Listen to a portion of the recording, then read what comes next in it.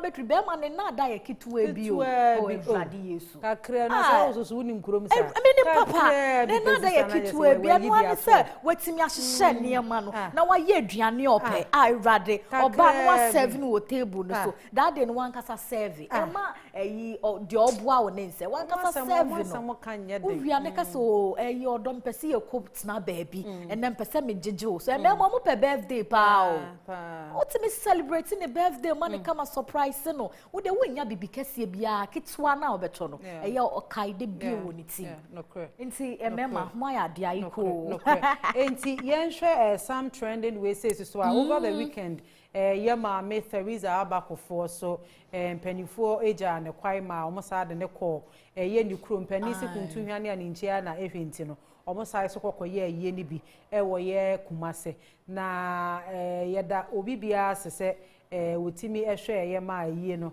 etimi ekọ so ye me yada na me ho abusua pani so enye hwe na emu ade ba ko esi ye wo eyiye na se wa santemantemu ne ye fi se ehu behia se ye beka na wo mo de wo ho hye se adwumadie ni mu no anope wo mo down wo mo ba wo mo head down in shame se wo mo anya ade kra na wo hwe Dr. Mahmoud Bawumia krofo bi a omomo se wo mo ye na titafo ebi mpo enye ono na ode wo mo call ho na obi gina baabi se ye na ye tai Bawumia achi na ebi soso se wo mo tai ala na achi ebi mpo anya ala na asoma wo mo na wo mo hu wo mo ho ewo ye obi ayi kese na nye se ye obi ayi kese enka ne oba pe wati ase eyi ase ayi kese ntese nkrofo ewra ho a wo chese wo mo ato abesono ma wo mo eye wo mo ma me ayi na ho na mo koye politics mo de mu mu ade kra na mampani dada te ho no mo so na mo wie na se mo kohia wo montia na motimi ayesa na enye bra eyi yo no ekoso no na machase ye dede na we aye dede na we aye dede se nye asrafo ne na ba mu a anka betia ne pupe na obi akofa so ahwere ne kwa enti no me catch leaders ne say even ayo supporters omo ni mu omo enti no oya no muni grassroots for ni sometimes it's omo ni mu omo sometimes omo ni mu omo do baby a omudu ni baabi nipa wa e bia na nka Mahmoud Bawumia nko onim se okodu ayiye na se asa na nkenkrofo bi be sori aye se dia ka bia go be make a public statement se mesremo Abraham eko ayiye asimidu am obi ameye me Bawumia bia sa so nka Alan so be yesa badun se ayiye kese crowd be be o control se bia mamo njeje me so mamo monye me so ne ade but edru bibi say ya mo amo edi politicians mo amo ya grassroots ni ade no it's about time we say munyina no musu ade hu se ewiase evolve ewiase asesa so ase kan say na nka ye politics a ye tantantan na obehia obi a on support o candidate na one ne kwa akotie gina no wabro no ene sa de ni nyina ye de no afi honom so what you say entinye yi ase e na akoma obi fans o ma fans bi ekure wo be bi mpokura o lawyer fe kro mo ye che lawyer fe kure bi mpokura okra wa enya bi ba no akwa dede keke na wo de egu chese obi ma me panie yi ya ye na mo de akwa mo de ye nhwe se de video no esi e de koy na enye kra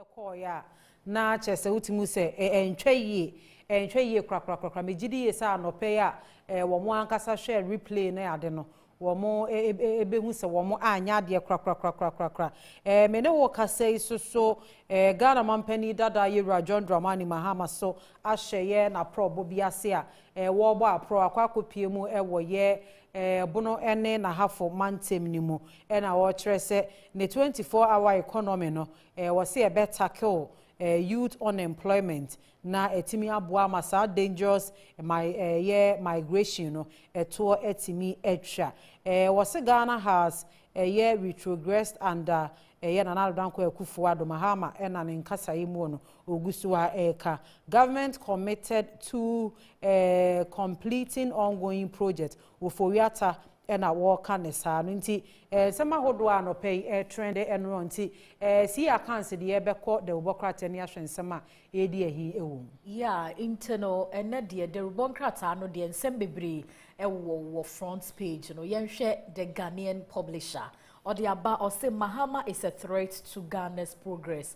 In team for Joe and Eka sa semino. In team for Joe eyo swafo abedi chira or share humesuya and some so and all kase. Mampeni data John Dramani Mahama. Niema o yen ehu edema o my Ghana empuntu.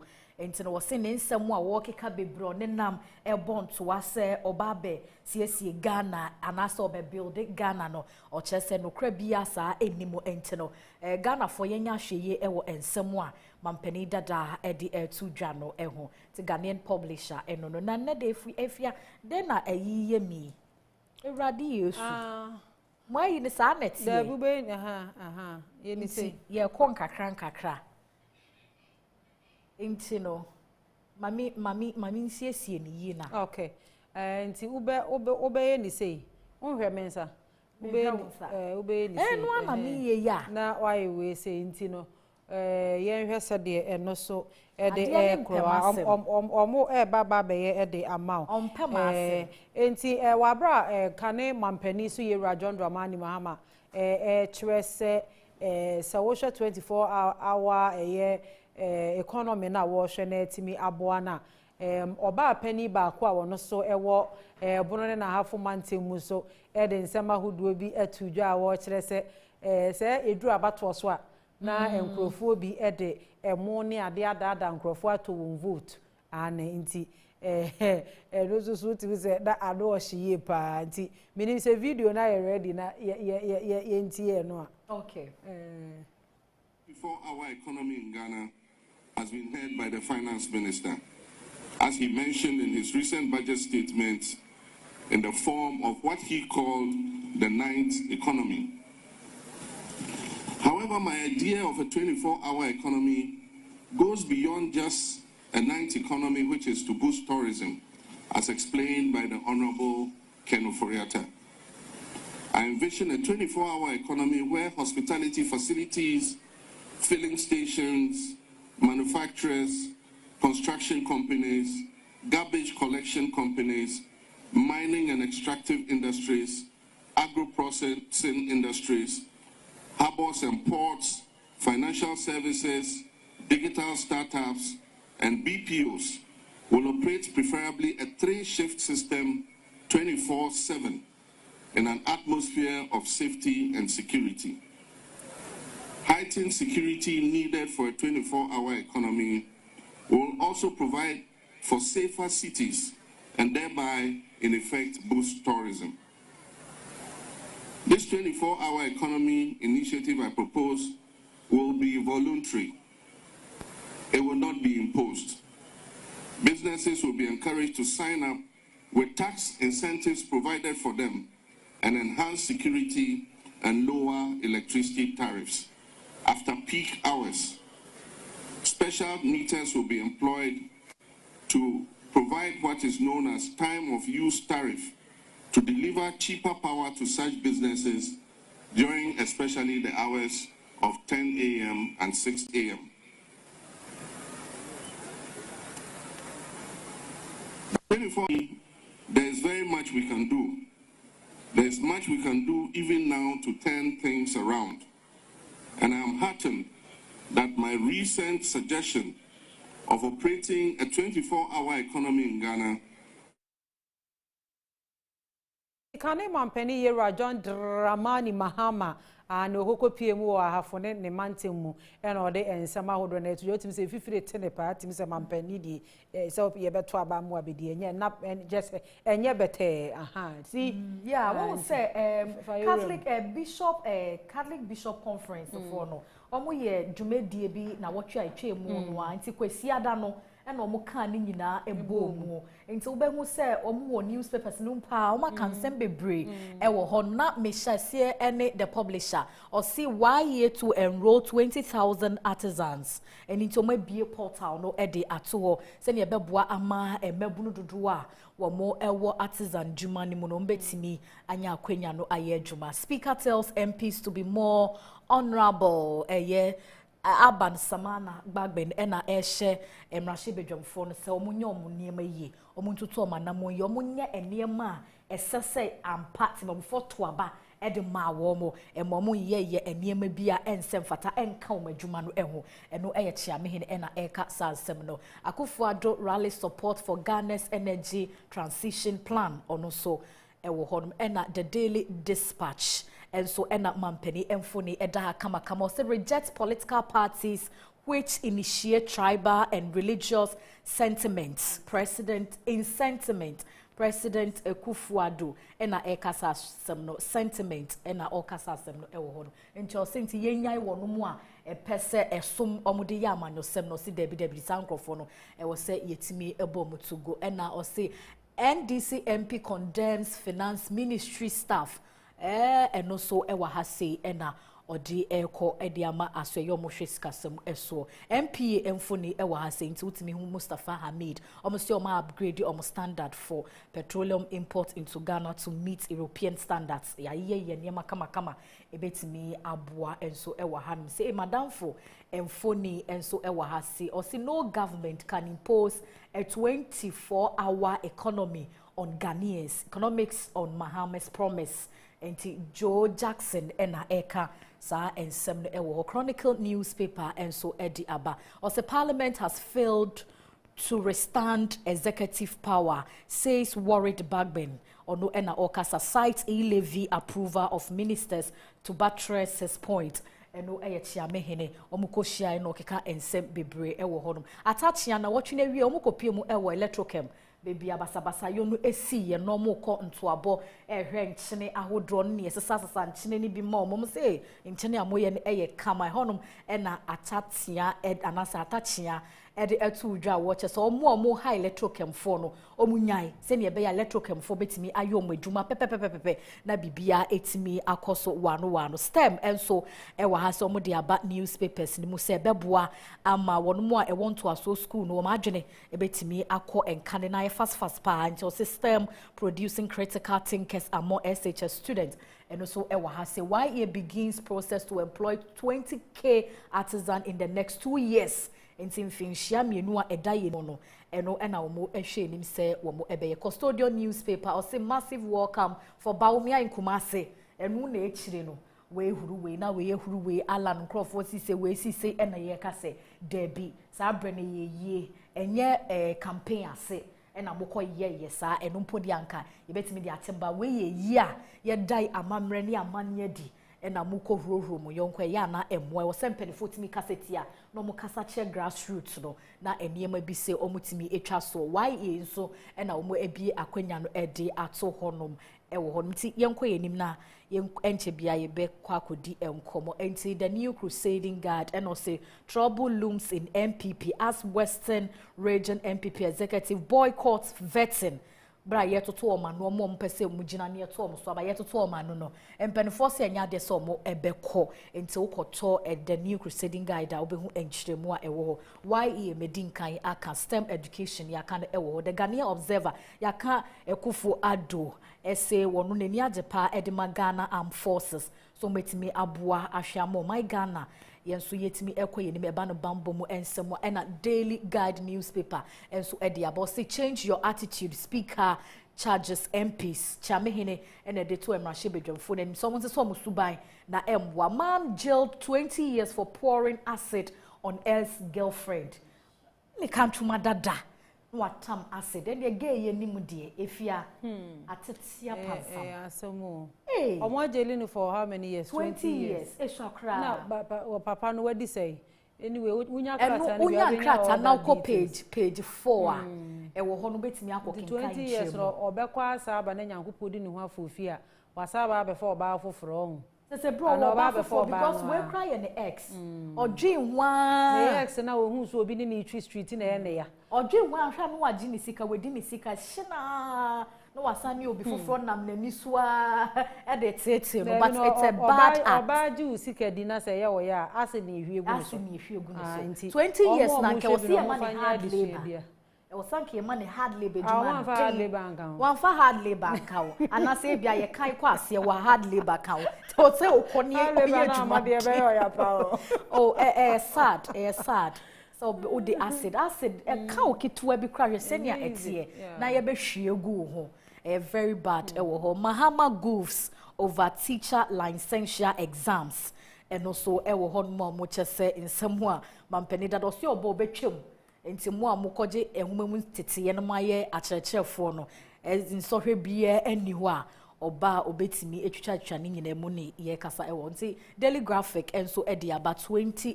YE form 20,000 artisans training no enso ewa hasimedin kan aka ho asem dada support proposed measures in budget finance minister tells parliament eno also afo no shem Rashid Bedwamfo say de wo akoma bosika ne mu bia wo mo ntaye kire wo mo anyintum na bibia entime enko enka nti yemfa the rubon krata no de twa to okra Ghanaian Times ono so odiabo si Ghana needs $550 billion for energy transition strategy in the next 40 years. President ena eka sa ensem sika o my Ghana yehia say ye de be shefangu ensemu na ye fangu ensem so etimi ejina ne naso ewo mfinhia be se aduanan entem ena odi atudwa ewo half fefe ena small scale miners e de futuo akọ e de ama eye empenifo se senya omo beko anaso mbetimi ako galamse no e wo se wo mo epe abobremu nyansape awodro strategy bia o se eye gold cutter na omuntimi fanko eye galamse entuase e wo my Ghana mo. We have not managed our economy well eno eye Catholic Bishops Conference and omo de sansem na tudwa so mo koye nhyiemu de na omo kasa bebre e wo honom enti no Catholic Bishop for aka so say o my Ghana yankra ni ye kra okay na say o chekasa dodo ngrofo so o chekasa ana eni makra wo so mo ka ho asem kra bi wo ho man ka ho asem nje afe mum na abrewe yi poma kwa because first we rank ye ti wo mo nkapa me kai those times na ye ti wo mo nkapa yi wo honom no ye Adwene bishop no ewo honom no Charles Mama Buckle the time ne die no mo tai ko conference pa the time ne die no mo ko se o mayi no as Archbishop edefofro aba okay nti no afi no makoye nhyiemu nti ye ready ebe ko so nkomo twetwe bi wo ho ana ye ba be twetwe nkomo pa de afa ye antibiotics ho se de ye use no ne miss obi wo ho no mu a ontimi ene hawa edi achiwe nti ye nya odokota pani ba akopa wa hase no mene oba be ma ya de 20 ye twa ye ho akwa basese enko ba bia megidi ye se free consultation ye beboa wo ye pa ye basese a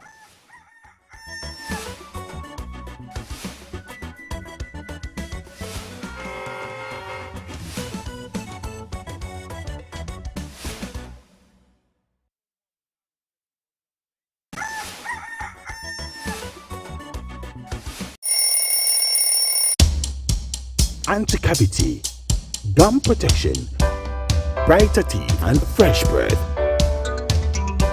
I'm fat Missy Wayne. The patch of Bantama. Matisse. That's a cycle.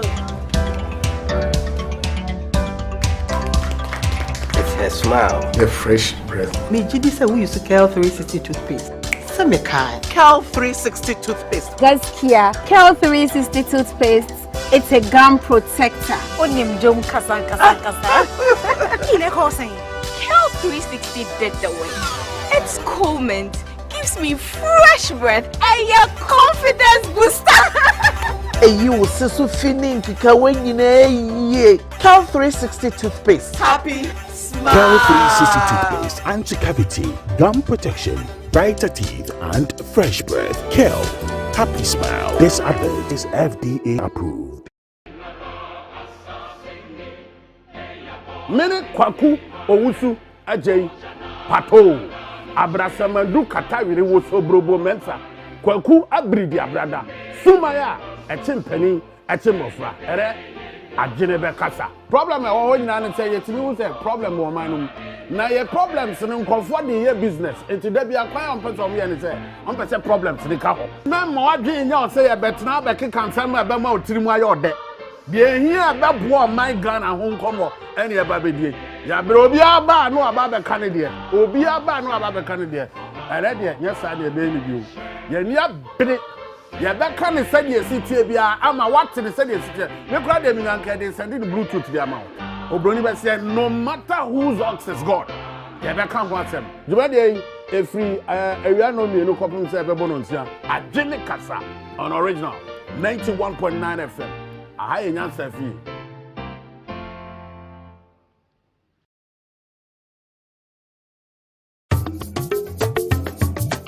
Penisi enye dantane danta nemum dantane disikabano woyɛ adwumaku ankrankra anasa ban aya sabia ensori dwumadi bia wudie na pesa amansa te wo kano enye babia na woto wanjatonde a amansan ebetie yeto nsafro sefa ntoma bebo ye dia no original TV and original FM ye yabo kwaku a ofa yonko akotokoro enkasroda bra na beso ye hwe na behu se ye jana no ye nnam yeto nsafro se brei na ye nto adwatonde ma wo enhita magana pana nyina ehu dwumadi a wudie wo hwe akira kwan a ye wo North Ridge ye ben Lisa Hotel ubetimi afre ahoman yi so 0302 986130 Original TV, Original FM. So can you first see a good also? Nan shrey mama sanyina ehu.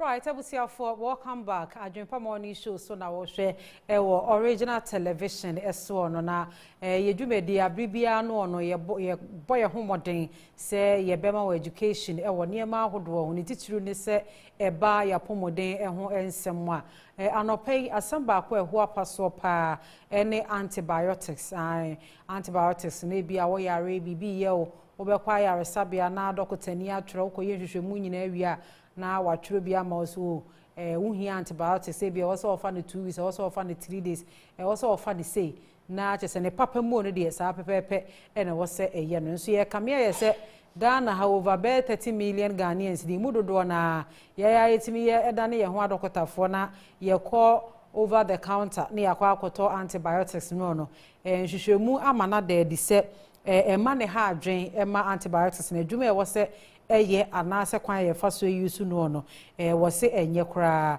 we wo se overuse of antibiotics the overuse of antibiotics especially taking antibiotics when they are not the correct treatment promote antibiotic resistance in way according to the Centers for Disease Control and Prevention and omo can say na nyame chadom yenya of doctor ni awakwa akosua enkomo aye ba bedie ehu sua ehunu ye pa obetimi akyerkyeremu ewo ye kasa yi mu ama yate ase yi Dr. Adelaide Sam ewo hase no oye doctor ewo ye general consultant dog ye makwaba yenia apombo ko de de nyankopon ase se anope ya mawana na jambe nu akra na o duty na nka abeda atwe mu ye se frɛ ka fra why right enti si yakase antibiotics abuse yana se abuse na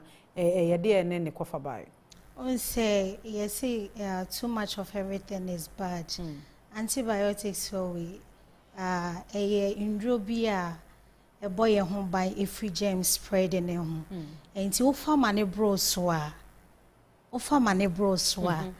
affect germs no Rebecca say strong no aha and he said you say to me kill germs no afi dey was strong no and we are den enko so too much of antibiotics affect germs no manage and afi dey we treat den enko aside that no there is so many dangers den brain affect some of our organs. And also antibiotics now hospital. Exactly. The doctor prescribe exactly. Yes. On say and then because of the drugstores and pharmacy, we believe most people believe say antibiotics are not thing, and they say biano they are just in a haste to take antibiotics. Meanwhile, another doctor in and prescribing man because of the common ones they know, and they just walk into any pharmacy and buy antibiotics. So what I say, into a kobane sana nipaduani bebre. Even some of our digestive organ, so we use antibiotics bebre. It affected that organ. It can even affect you to the extent so to me. Yes. And then some of the dangers, and they say, to me having even rashes on your body. You can also have nausea. Then you can also have infection. At the end of the day, treat infection. And also, yes. It's in the Ubibeka say antibiotics and a breben there was offer antibiotics. When there is a need, and it's always necessary to be any also doctor. And see, we have cases like ABR strep cough, whooping cough, and infection or UTI, urinary tract infections. And see, no hospital now, doctor na be prescribe the correct one at the amount. And this a doctor and prescribe here. There is no need of you going to buy it to take it. The Kobane say offer without doctor's prescription. You face so many challenges. Say baby or honoma ebia minya infection at say me say na say na me under kanu mu ho no as a me hu ho yi e na me call hospital na say a little infection na doctor ne ma me do no so de ma me na correct ntine me na me screenshot to me phone so say next time under kanu no start say ya na ka me ma for hospital na me konko di live na me to say the doctor prescribe ma me dada nti me try to me phone so de nka bia be 2 months time under kanu no e bia sa kokoye sa nanka me sa koto no so enye wo on say ya we bia no ye acute and chronic. Inti bia na immediate one now they call you no na ya acute. Inti the other ma no ye for acute. Inti aba biom no it means there is another causation. Inti bia on san fa no ama. Exactly. Na wa pre wan ye den akoto. Inti na we kra wo san so e suppress ya we no ma ne be ye more. Na didi mwa na akofa de fufra de aba. So it's always good to consult before. One consult here, 1 hour sama ho ya refofo. And I said the na me so me example e bi mpo madam fu bi so ka che me say ono so anya problem bi sa me say oh ene na anu edo eje me pa. Ti ene osu ko tobi no. Eno so ya na ha adwo. Enye. Oh say me kwa doctor prescribe am. Na say onye doctor. And na eba no main chipping into homeopathy. One belief of homeopathy we work with is individuality. Sebi ade ebe boa no emboa me. Eduane a wudi no a eboa no emboa me. Enti ade nti na doctor ama we dra eboa wo. Na wo prescribe ama wadan for so no nso nye de. Enkoto bi no nye de on use. Are you people the same? You are not the same. So it's always good. Ebia wadan for infection. Onya true sexual intercourse. Odi eno nso ebia na uko use washroom bi. E na wodi ye de enyaye. So they are two different things. Okay. Inti the ebeboa ono emboa wadanfo. So you don't need to prescribe it. Inti ebusuafo asamwate mo amote se me na mo twetwetwe adrogu mu phone so na obi tie ne ya say ene na no me ye maami we bi nti wusu ebeboa age na yakwa akoto ne say doctor say enye nti mu ye nyai sade ne yare no eba na wo hwe ne wo se wo kwa yaresa bia akọ na doctor ma nko ye hwehwemu na oma or prescription it is you ne enema regarding antibiotics enti dog mu hwehwemu no antibiotics ne mu duo he pa ne ya abuse ne kese. The most common one actually medium I deal with homeopathy but me con orthodox the few comment and listening we ya menya I think Amosiclav and then no first now pebia taobebre but this time it's common amoxicillin and ebi mo nso abuse cipro cipro nke ye dey treat typhoid they abuse it and they use it. There are so many other antibiotics and no what from that is why it's good to go to hospital and they will prescribe it to you because aside even Amosiclav no we commonly loan we have other companies with their own. Do you get it? But the most common one and people just walk in to go and buy at any time is amoxicillin. Yes. I'm having nausea. And then your digestive organs as well. There is a inner liner. It to me affects our inner liner. No? And then it can put you in danger. It to me a lose your life. Yes. Wow. And you're not just say who ye papa. Enti antibiotics are not day. So we use antibiotics, it works very fast. Within a shorter time, not starting in ejuma. So the same thing, if you take it continuous without prescription, even it becomes more like a biotoxin in your body. When you take it more, too much of everything is bad. A droby cry or typha. If you continue taking paracetamol for every pains, say me biana me non paracetamol, a more side effects. A bedroom may not for the same parano for tiarena and yes, it's the same thing to antibiotics. And see, me find say in a year no, so we nipa or honomono. How many your friends are antibiotics and I was say a whole body new. Okay, for that one I can't say much about it, but yeah, when you're and I'm so you use antibiotics.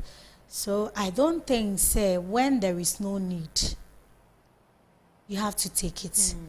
So when there is a need, that is where you take it. And then when you continue to have those symptoms, so now we take, I will say we hear more in Shishemu, and as a doctor, then they do more lab to detect the problem. Example, say when you're infection, not because of infection, if it will take like a year or months to treat them, now be for antibiotics, they be just because of when it's wrong. There is a question mark. A dear na wo ya infection enye den enko. We have something we call a aquencidie.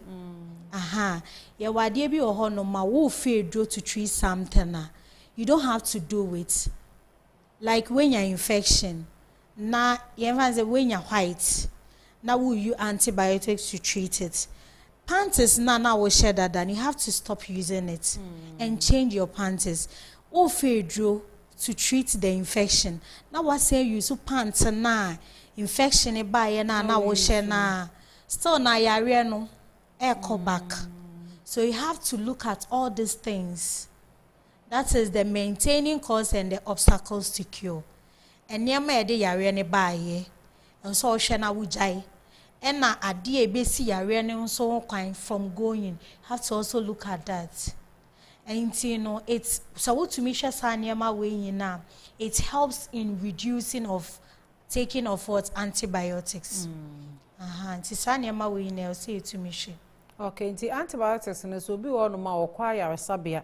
Na ye mani bi se won konkon ebia say 7 days ebi offer first to 3 days ni ebia ne ho na na dodo no ebia ohun sa ahoden abema na wagyae nom ne bi e wo mu a be 2-3 weeks o se hu za se be bi kura na sa ye na say ba no wasa akofa no wasa nom 3 days no na che se ase no so ya na de how be ba on. And yes, I was saying, drone into me and Nejuma said city. That is one habit, bad habit about most Ghanaians. Or call night you drone manner. Or far back whom you know who improvement and our heading. We jay drone fana, we jay si one ma. A woman or sign signs and or Philippines. Now, as some kind will say, we like you have waste. Drone ejuma o say yede koy enye ejuma no said you say yede is so it's of no use anye ejuma, so you have to go back and start everything again. And antibiotics, most of them no, especially the one it's being mixed amount at what time, like 7 days as you said, it is 7 days and that's a one family. I say you can't use it again. Uko use adding soon so bon a bed a bebrel. Yes, so you have to take the amount 7 days there and after 3 days now only 2 days and no o say kwa ko take bi there was also call back to hospital no now reporting to doctor and so dog may aso bra kire we ne was 7 days na me so ba me tumu be 3 days bia metimi asa akwa yusu ana na ase bia wa obetimi akọ counter no akwa akotobi I always don't advise going to counter. You see, and then I abuse the use of pharmacy and drugstores. And no beer to me boy pharmacy and a drugstore, especially the drugstores, a cotton at any time. But nanka those nearby drugstore near for emergencies like they say wako hospital na doctor na prescribing antibiotics. It be all safe and it continues for couple of days or weeks. And say na okoy and we see castle baako. And see after using it, and you can go to the counter to buy the rest of the medication. And kasana nke will say so you don't just walk in to any place and then buy any antibiotics like that, because antibiotics in a dose. So a ban say wucha time on na you can't say you soon. Now you want to go back and restart everything. The best thing, you just go and see the doctor. But it will be good for you to go back and see him. Maybe your workers okay. If you said your fan twice or thrice in your 7 days, but they don't worry, don't go back. Obey to me prescribing any different thing to you than you doing self-medication. And no according to air control and disease control and prevention, one more can say misuse of antibiotics and short term how I debro any long term so how I debro and some of the short term how be it medeba. Yeah, or how ne de banina medin kaya kadada. And they say it to me a day.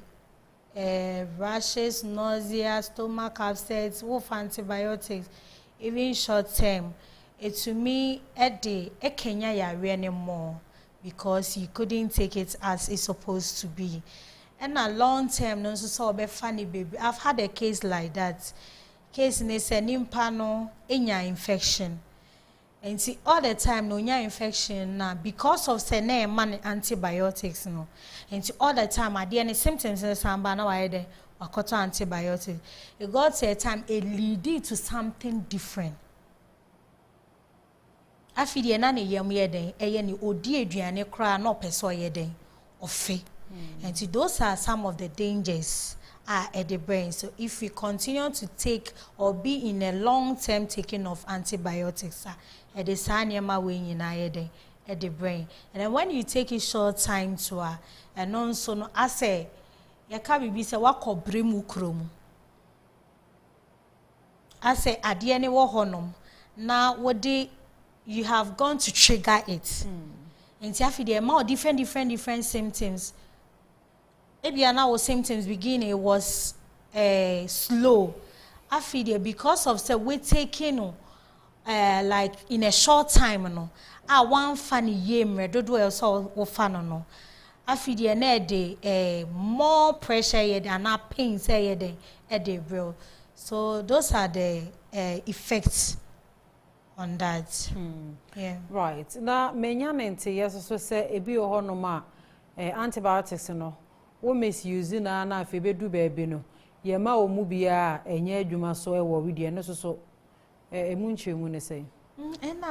And also made in Kayaka, and I'll repeat it again.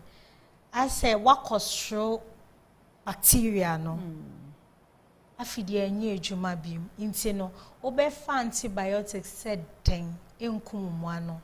So it keeps on rather growing and spreading in your system at the end of the day, and it's going to be killing you slowly. Do you get it?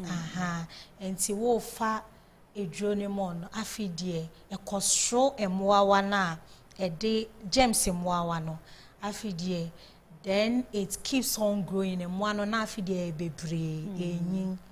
That is it. All right, yeah, sorry, and come to train, so yeah, share foot will be out the bema, one more share with regards to say, one more use antibiotics, yeah, advice or more by medical doctors, so will be used. Kefuto kaka medebe ma etiefo ne ahwefo ne say all the time no we should seek for doctors' advice and their consultation before we take antibiotics, not antibiotics alone but edrobia and no yenya ahweye because antibiotics and eboa yen but misusing or you overuse it a Sunday in Sunsan so bonny yede a bro. And Tiabra ye war antibiotics wiki, yen share ye on that and know how we do our things. Right. Enti I will say for Dr. Adelaide, Sam and our dear footwo de aqua mayeno. Ye share na what we muina no what share United Nations and I said WHO modi esiwo si ebebo ho dahuru e de afa antibiotics ekwaya ye fa so eyusu no e de abrebo enti ene ye nkomo twetwe aye twetwe ye on ye antibiotics ho no eno na Dr. Adley Sam wono general consulting doctor wono eno ye ne no edi enkomo e de fa ho no megidi ye se wafa adesua bebre ewo mu a wo so bebo ho ba ma obi edro bi a wa use aboa no won family even enye antibiotics nko a edro bi a mane family me kasa ene ono ne yemye ne ya no ko hospital we ne de man nti wusu ji we no ebebo a se wo honam ye wo ya ko hospital na ye diagnose wo be hwe ne bi asade wo no wo BP ashutu no nyesa na nipa no ni BP ashutu nti wo aya sabia mejidi ye se ebebo wo ye pa nti ye mfa nkomodwetwe ne ensi ha se no over the weekend so Saturday no Ghana Black Stars omone Madagascar ekokohia wo ye Asante Mante mu ma go APM anena me ba cho abrante no share musi ni din de say ai wono so mwanka edin bi o mitini me bo anhwa eja beto ha imape wo se de so me ka che mo se mwanka nchire mentama me body me se mape o mo se Inaki Williams Inaki Williams share save Ghana nti ye nyira ye bompa ye se World Cup qualifier no Ghana for ebebo mmodi ye president say boys say wo krom ha say eno ani ye take it to a heaven because USA, Canada, any Mexico, any be hosti. Now amami ensa we say hosti. Na mo ye Black Stars, na mo se mo qualify. Emma Kroma form Emranti ene maba o ma yo madwen se wo mu nyina be kwa hwebo ni bi o mo koso a se wa wani tua. Na sa man qualify na je se muara o muara nya de e be pene mo kra e wo Kroma senti sports team ne ba wo de eye mu nchiremu bia e de ebesomo ye enti enemi tunyi fefefe efri eye egaps ai ono no ye mitinyi ma me kama okokwa abenya station ho no ma Gwel filling station echi ho no ma ho na egaps ewo ono no ye mitinyi kama e de ma me ama me ho aye fe ebusua ye mfansi ha sei no na ye nsori so nyankopon ye admo chena so ye behia meni Cynthia accounts ene de dwumadie e ba besom madam ase amamo amonishe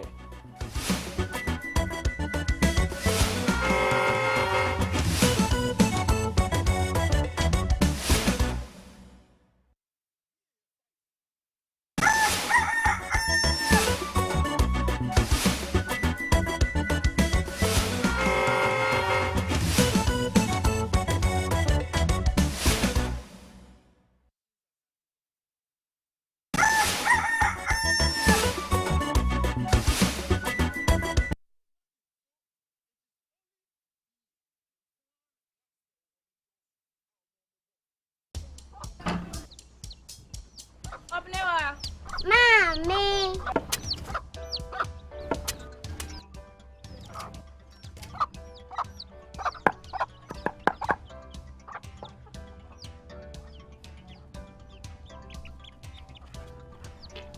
Michelle say.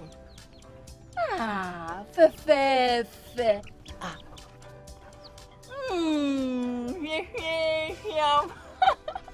Different era, better result. Time has changed and time has brought Kel Chocolate Toothpaste.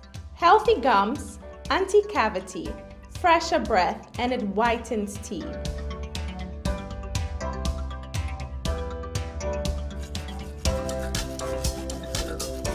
Kel Chocolate Toothpaste. Sankofa. Yenchi. Kel Chocolate Toothpaste. Happy smile. This advert is FDA. Oh, and Gideon Ochenin. Gattuso is the person. My name is Sports Soldiers. Shannon, so I am Monday to Friday.